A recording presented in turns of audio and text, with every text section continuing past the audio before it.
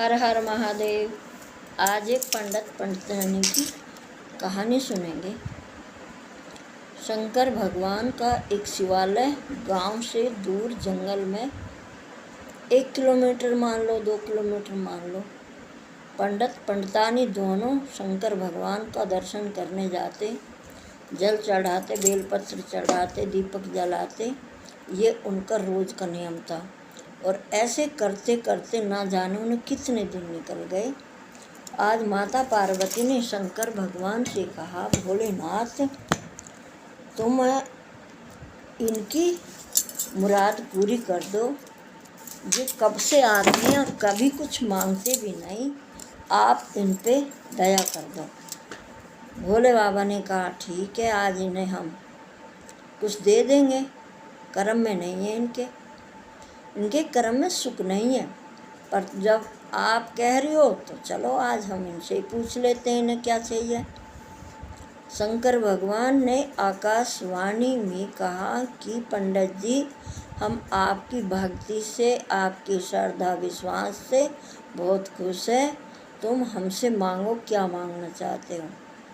पंडित जी कहने लगे, महादेव आपकी दया से मेरे पास सब कुछ है, बस जो कमी है वो है संतान।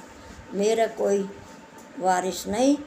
मेरे जाने के बाद मेरा घर का दीपक कौन जलाएगा, कौन मेरा पिंड दान करेगा। बस मुझे एक ही चिंता है कि मेरे कोई संतान हो जाए।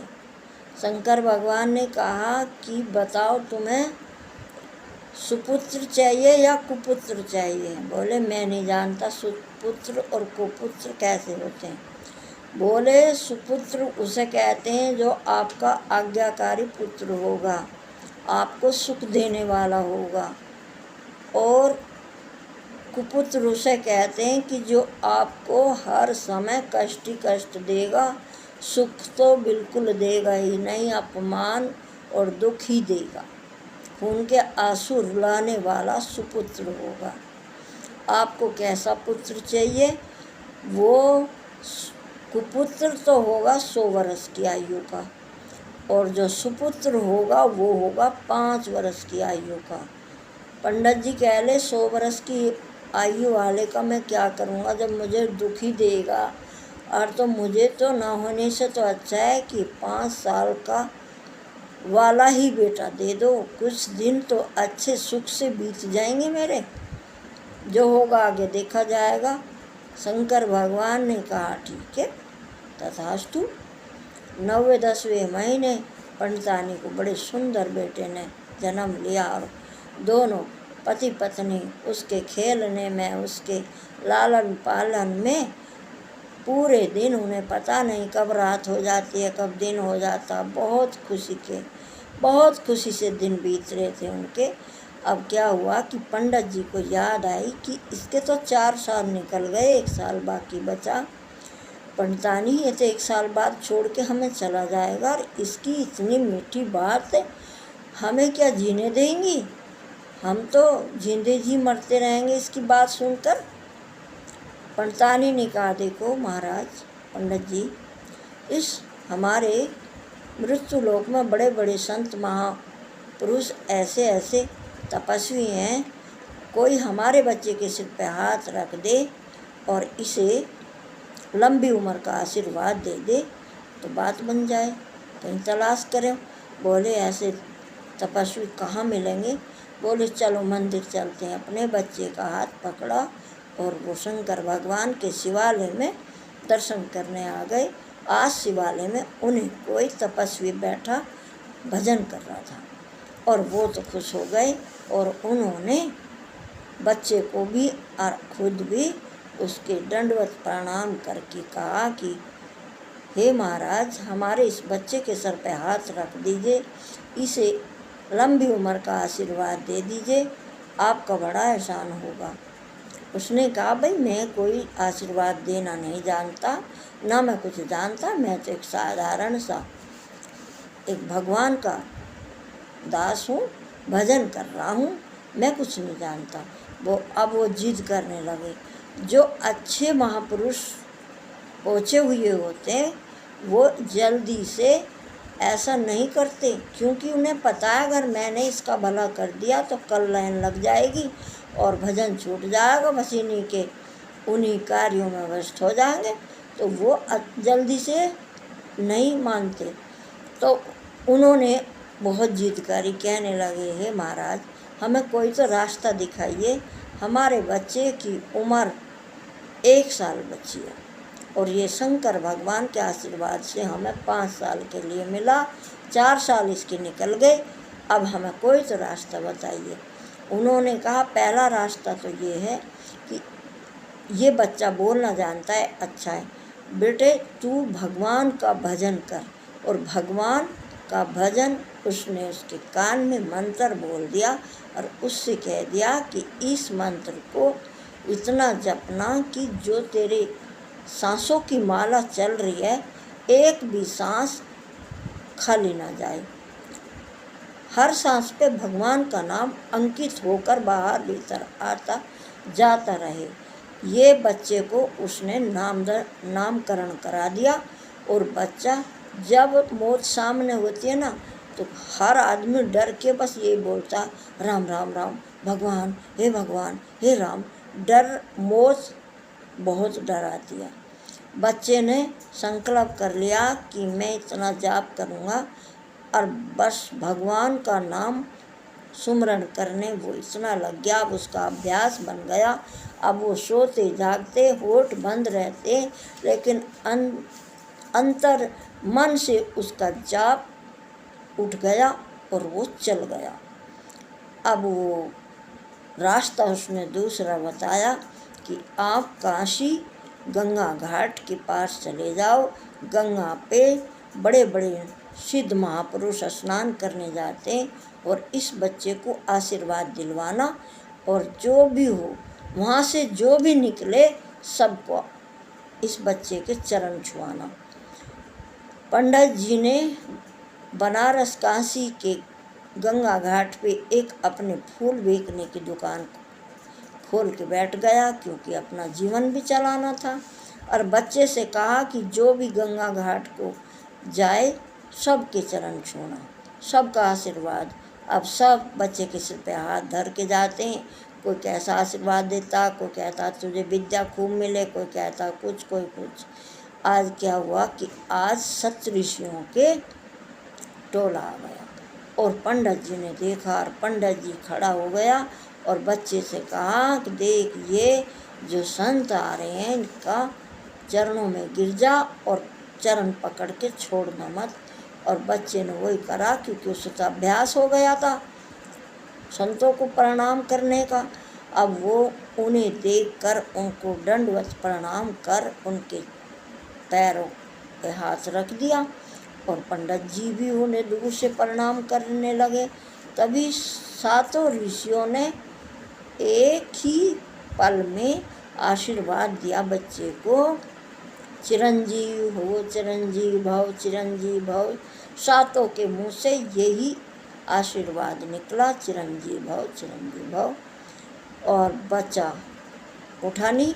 जब बच्चा उठा नहीं तो उन्होंने बच्चे के सर पे हाथ रख दिया, दोबारा फिर आशीर्वाद दे दिया, कंधा पकड़कर खड़ा कर दिया, कितना प्यारा बच्चा है, तुझे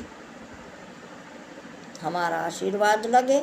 और संतों के आगे पंडित जी हाथ जोड़ के खड़े होकर कहने लगे, पंडित जी बोले, हे संतों, आप तो बहुत पहुँचे हुए संत लग रहे हो।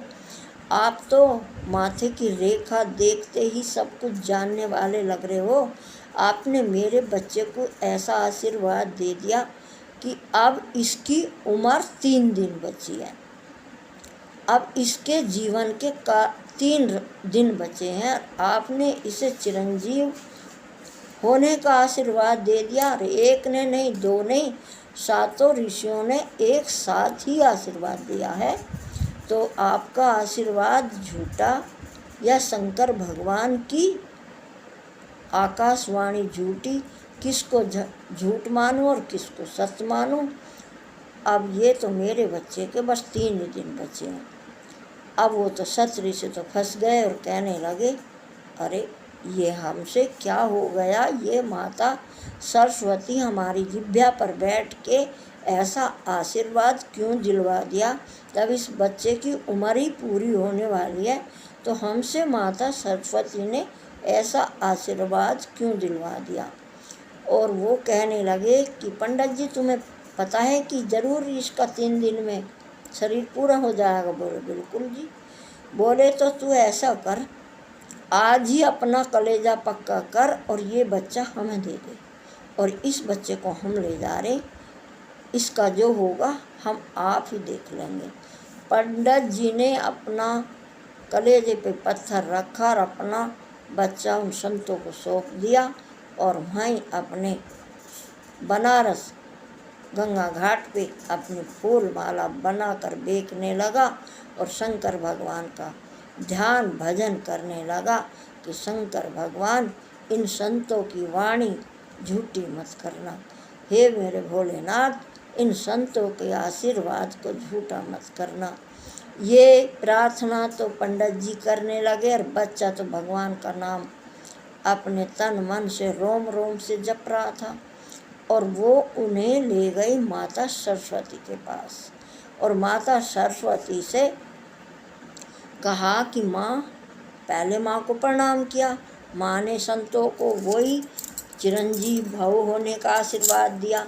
फिर उन्होंने उस बच्चे को आगे कर दिया, माता सरस्वती ने उसे भी वही आशीर्वाद दिया। और जब वो आशीर्वाद दिया तो संत हंसने लगे। माता ने कहा क्यों हंसते हो। बोले माँ, जिसको आपने चिरंजीव भव ये आशीर्वाद दिया है, इसकी उम्र तो देखो कितनी है, अब इसकी उम्र 2 दिन बची है। बोले तो क्या हो गया। फिर बोले माता हमारी बला उतरी, अब तुम जानो सारा काम।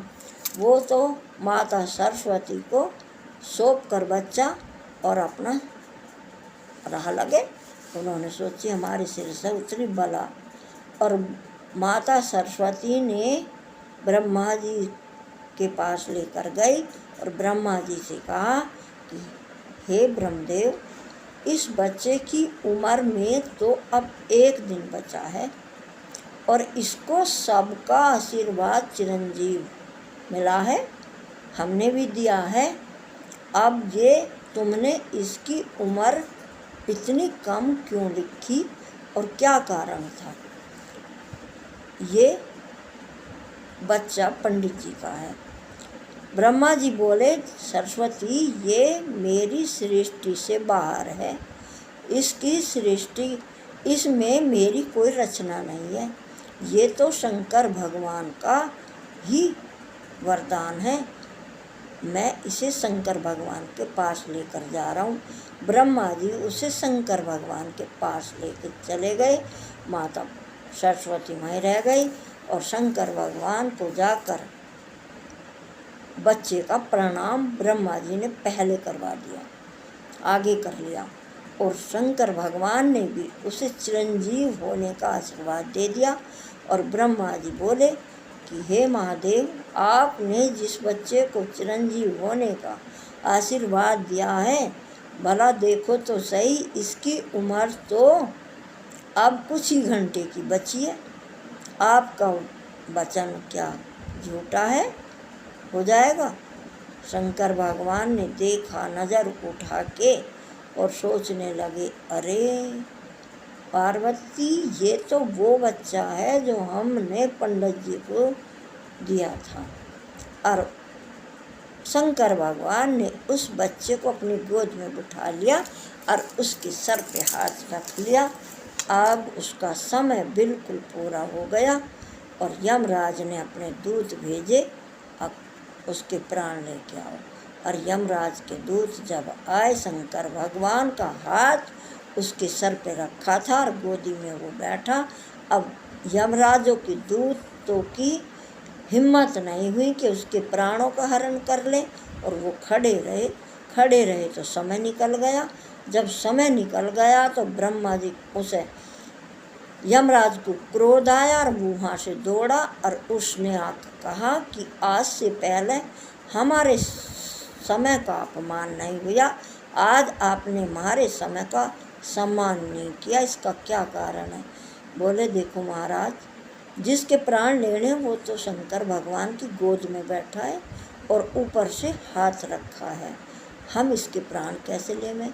बोले तुम नहीं ले सकते, पर इसके प्राण हम ले सकते हैं। हम हैं शंकर के बाप अमराज।